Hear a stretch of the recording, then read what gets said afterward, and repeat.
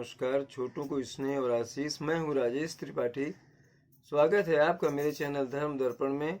आग्रह इसके video like और शेयर करें और कृपया मेरे चैनल धर्म दर्पण को अब तक नहीं सब्सक्राइब किया तो कृपया सब्सक्राइब कर लें। इस चैनल के माध्यम से हम लोग राम कथा के साथ साथ कुछ विचित्र धार्मिक प्रसंग और कथाएं भी आपके सामने लेकर आते हैं। आज का प्रसंग है, आपने गणेश उत्सव जो होता है महाराष्ट्र में, मुंबई में विशेषकर उसका ये आयोजन होता है, उसमें आपने जब विसर्जन होता है या कि उनकी जब शोभा यात्रा निकलती है या वैसे भी मूर्ति के पंडाल में आपने एक जयकारा सुना होगा, गणपति बप्पा मोरया। अब गणपति बप्पा तक ठीक है, मोरया हम लोग समझते थे कि मोरया माने मेरे, तो उसके लिए तो मराठी में आमची है, आमचा शब्द है। तो ये मोरया कौन, इस जयकारे में मोरया कौन है, क्या है इनका रहस्य और इनकी कथा प्रसंग, आज हम इसी विषय पर आपसे जो है इस वीडियो में बात करने आए हैं। महाराष्ट्र ही नहीं, पूरे देश में गणेश चतुर्थी को गणेशोत्सव बड़े धूमधाम से मनाया जाता है। गणेश चतुर्थी के दिन होता है ये। पूरा महाराष्ट्र और विशेषकर मुंबई महानगर इस दौरान सज धज जाता है और सभी दिशाओं से गणपति बप्पा मोरया, मंगल मूर्ति मोरया के जयकारे की गूंज सुनाई देती है। क्या कभी आप में से किसी ने यह सोचा है कि गणपति बप्पा मोरया में मोरया कौन है? इस कहानी पर आएंगे। पहले गणेश उत्सव के प्रारंभ और इसकी परंपरा पर आते हैं।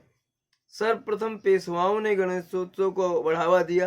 सुना जाता है कि पुणे में कसबा गणपति नाम से प्रसिद्ध गणपति की स्थापना शिवाजी महाराज की मां जीजाबाई ने की थी, लेकिन इसे जनोत्सव बनाने और लोकप्रिय करने का श्रेय लोकमान्य बाल गंगाधर तिलक को जाता है।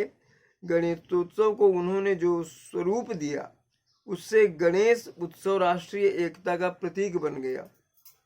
उनके प्रयास से परिवार तक सीमित इस उत्सव को सार्वजनिक महोत्सव का रूप मिला। यह केवल धार्मिक आयोजन तक ही सीमित नहीं रहा, अपितु तिलक ने इसे स्वतंत्रता संग्राम में मदद, छुआछूत दूर करने और समाज को संगठित करने तथा आम आदमी का ज्ञान वर्धन करने का जरिया बनाया। उन्होंने उसे एक आंदोलन का स्वरूप दिया। इस आंदोलन ने ब्रिटिश साम्राज्य की नींव हिलाने में महत्वपूर्ण योगदान दिया। लोकमान्य गंगाधर तिलक ने 1893 में गणेशोत्सव का जो सार्वजनिक आयोजन किया था, उसने धीरे धीरे विशाल स्वरूप ले लिया। महाराष्ट्र और मुंबई गणेशोत्सव के दौरान गणपति बप्पा मोरया के जयकारे से गूंज उठता है। इसके बाद जब मूर्तियों का विसर्जन होता है तो उस दौरान शोभा यात्रा में जो नारा गूंजता है वह है गणपति बप्पा मोरया, पुढच्या वर्षी लवकर या, अर्थात हे मेरे गणपति बप्पा पिता, अगले वर्ष जल्द आना। अब जानते हैं कि गणपति बप्पा मोरया के जयकारे में मोरया क्यों जोड़ा जाता है और कौन थे मोरया। पुणे के पास के चिंचवाड़ा गांव से निकलकर यह जयकारा आज पूरे भारत में प्रसिद्ध हो गया है। क्या आप जानते हैं कि गणपति बप्पा के नाम के साथ मोरया शब्द क्यों लगाया जाता है? इस जयकारे की शुरुआत कैसे और कब हुई? गणेशोत्सव के अवसर पर गणपति बप्पा मोरया का जयकारा क्यों लगाते हैं, ये बात सबको पता नहीं। गणपति बप्पा के साथ मोरया शब्द कब और कैसे जुड़ा? मोरया का मतलब भगवान गणपति के नाम के साथ मोरया शब्द कैसे जुड़ा, इसके पीछे एक कहानी है। ये कहानी है भगवान गणपति के अनन्य भक्त मोरया गोसावी की, जिनकी भक्ति के कारण, जो गणेश के अनन्य भक्त होने के कारण सदा सदा के लिए उनका नाम गणपति के साथ जुड़ गया। मोरया गोसावी भगवान गणपति के परम भक्त और सच्चे उपासक थे। संत मोरया का जन्म महाराष्ट्र में पुणे के करीब चिंचवाड़ा नामक गांव में हुआ था। संत मोरया गोसावी रोज सच्चे मन से भगवान की गणपति बप्पा की पूजा करते। अंत में उन्होंने गणेश मंदिर के पास ही समाधि ले ली। भगवान गणपति के सच्चे उपासक होने के कारण मोरया गोस्वामी का नाम सदा के लिए गणपति बप्पा के नाम के साथ जुड़ गया। कहते हैं कि भक्त और भगवान के अटूट संबंध दर्शाने के लिए और उन्हें सम्मान देने के लिए भक्त मौर्य का नाम भगवान के सामने साथ जो है भगवान गणपति के साथ जोड़ा गया। कारण जो भी रहा हो, लेकिन भक्त मौर्य का नाम भगवान के नाम से जुड़कर सदा के लिए अमर हो गया। भगवान और उनके एक परम भक्त की यह कहानी है जिसकी भक्ति और आस्था ने उन्हें अमर बना दिया, जिस कारण उनका नाम गणपति के साथ हमेशा हमेशा के लिए जुड़ गया। भक्त मौर्य और उनसे जुड़े भगवान गणपति की कहानी बहुत ही पुरानी है, जहाँ भक्त की परम भक्ति और अपार आस्था के फलस्वरूप भगवान के साथ हमेशा के लिए उनका नाम जुड़ गया। 15वीं शताब्दी में भगवान गणपति के एक परम भक्त हुए जिनका नाम था मौर्य गोसावी। उनका जन्म महाराष्ट्र के पुणे शहर से करीब 20 किलोमीटर दूर चिंचवाड़ नामक गांव में हुआ था। बचपन से हुए भगवान गणपति के परम भक्त थे।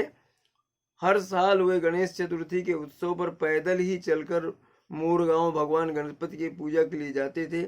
जैसे जैसे उनकी उम्र बढ़ने लगी, उनकी भक्ति और विश्वास बढ़ता गया। जब वे बूढ़े हो गए और बढ़ती उम्र के कारण मोरगांव अपने इष्ट के दर्शन के लिए नहीं जा पाते थे, वे लाचार और निराश रहने लगे। लेकिन भगवान की भक्ति नहीं छोड़ी। वे अपने जीते जी भगवान गणपति के दर्शन करना चाहते थे। कहते हैं कि भगवान तो परम भक्त वत्सल होते हैं और वे अपने भक्तों की इच्छा को जरूर पूरा करते हैं। गणपति ने अपने भक्त मौर्य गोस्वामी की आस्था और भक्ति से खुश होकर उन्हें स्वप्न में दर्शन दिए। उन्होंने मौर्य गोस्वामी से कहा कि जब तुम सुबह नदी में स्नान कर रहे होगे, उसी वक्त मैं तुम्हें किसी न किसी रूप में दर्शन दूंगा।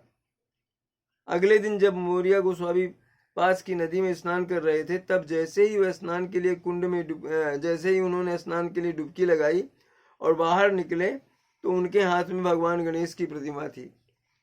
भक्त मौर्य गोस्वामी को रात के सपने की बात समझते देर नहीं लगी। उन्होंने अपने इष्ट देव के दर्शन पाकर अपने को धन्य समझा और उस मूर्ति को पास के मंदिर में रखकर दिन रात पूजा करने लगे। जैसे जैसे मृत्यु का समय निकट आने लगा, उनकी भक्ति प्रगाढ़ होती गई। लोगों को विश्वास हो गया कि वर्तमान में मौर्य गोस्वामी से बड़ा गणपति बप्पा का कोई अन्य भक्त नहीं है। धीरे धीरे उनका नाम और प्रसिद्धि चारों ओर फैलने लगी। दूर दूर से लोग मौर्य गोस्वामी से आशीर्वाद लेने और दर्शन करने आने लगे। जब लोग उनसे आशीर्वाद लेते, तब वे लोगों को आशीर्वाद वचन में बोलते, उनको मंगल मूर्ति कहकर के संबोधित करते। इस प्रकार जो भी लोग मौर्य गोस्वामी के दर्शन के लिए आते थे, वे गणपति के साथ भक्त मौर्य का नाम जोड़कर जयकारे लगाते थे। इस प्रकार भक्त मौर्य गोस्वामी का नाम गणपति के नाम से जुड़ गया। इस प्रकार यह जयकारा पुणे के पास के एक गांव से निकलकर महाराष्ट्र सहित पूरे भारत में फैलकर प्रसिद्ध हो गया। लोगों की मान्यता है कि गणपति बप्पा के नाम के साथ उनके परम भक्त मौर्य का नाम लेने से वे जल्दी प्रसन्न होते हैं। जब मौर्य गोस्वामी की मृत्यु हुई, तब उसी मंदिर के पास मौर्य गोस्वामी की समाधि बनाई गई। जब लोग मौर्य गोस्वामी मंदिर में भगवान गणपति के पूजा के लिए जाते हैं, तब उनके परम भक्त मौर्य गोस्वामी की समाधि में भी नमन करना नहीं भूलते। जिस मंदिर में मौर्य गोस्वामी गणपति की मूर्ति को स्थापित कर पूजा करते थे, वह आज गोस्वामी मंदिर के नाम से ही प्रसिद्ध है। वहाँ हजारों लोग प्रतिदिन गणपति बप्पा की पूजा करने के लिए आते हैं। गोस्वामी मंदिर में साल में 2 बार विशेष पूजा का आयोजन किया जाता है। गोस्वामी मंदिर में भगवान गणपति की अद्भुत मूर्ति विराजमान है। मौर्य गोस्वामी मंदिर में साल में 2 बार विशेष उत्सव का आयोजन किया जाता है। पहला उत्सव यहाँ भादों के महीने में मनाया जाता है, जिसे देखने लोग जो है पुणे आते हैं के पास चिंचवाड़ गांव आते हैं। दूसरा उत्सव माघ के महीने में आयोजित किया जाता है। इस उत्सव के दौरान मौर्य गोस्वामी मंदिर से पालकी निकाली जाती है। लोग पालकी के साथ गणपति बप्पा मौर्य के जयकारे के साथ मोर गांव के गणपति मंदिर तक जाते हैं। मौर्य गोस्वामी को गणपतियों का प्रमुख आध्यात्मिक संत माना जाता है और उन्हें गणेश का सबसे प्रसिद्ध भक्त बताया जाता है। मौर्य गोस्वामी का जीवन काल 13वीं से 17वीं शताब्दी के बीच का माना जाता है। मौर्य गणेश को पूरी तरह समर्पित थे। जब उन्होंने गणेश के मंदिर मोरगांव का दौरा करना शुरू किया, तो कहते हैं कि लोकप्रिय गणेश मंदिर में कुछ लोग उनकी गणेश सेवा से बाधा डालने लगे। इस पर गणेश ने मौर्य से कहा कि वह पूजा करने के लिए मौर्य के लिए चिंचवाड़ में दिखाई देंगे। इसलिए मौर्य मोरगांव से चिंचवाड़ चले गए, जहां उन्होंने स्वयं मौर्य गणेश मंदिर बनवाया। कहते हैं कि मौर्य ने अपने बनाए गणेश मंदिर के पास ही, अब ये भी एक प्रचलित है कि नहीं, उनकी मृत्यु नहीं हुई थी, जीवित समाधि ली थी इन्होंने, मंदिर के पास ही जीवित समाधि ले ली थी। मौर्य के चिंतामणि नामक एक पुत्र भी हुआ, जिसे गणेश के जीवित अवतार के रूप में माना जाता है और देव रूप में संबोधित किया जाता है। मौर्य गोस्वामी ने भक्ति कविताओं की रचना भी की थी। तो ये है अनन्य भक्त मौर्य गोस्वामी, जो गणेश के अनन्य भक्त थे, उनकी कथा, और उनका नाम श्रद्धा से लोगों ने गणपति जी के साथ जोड़ दिया कि जिससे उनको सम्मान मिलता रहे उनके भक्त को। इसीलिए उस नारे में है कि गणपति बप्पा, माने गणपति बप्पा, बप्पा पिताजी स्वामी, गणपति बप्पा मौर्य, मौर्य गोस्वामी का नाम है वो। तो यह एक प्रसंग था। लगता है कि मुझे बहुत से लोगों को ये पता नहीं रहा होगा, जिन्हें पता रहा होगा वो ये जानकर सुन लें कि दोबारा स्मृतिचारण हो रहा है मौर्य गोस्वामी का। बाकी जिन लोगों को ये कथा अच्छी लगी वो इसे शेयर करें, आगे बढ़ाएं और मेरे चैनल को सब्सक्राइब कर लें। आज इतना ही, प्रणाम, फिर मिलते हैं अगले वीडियो में।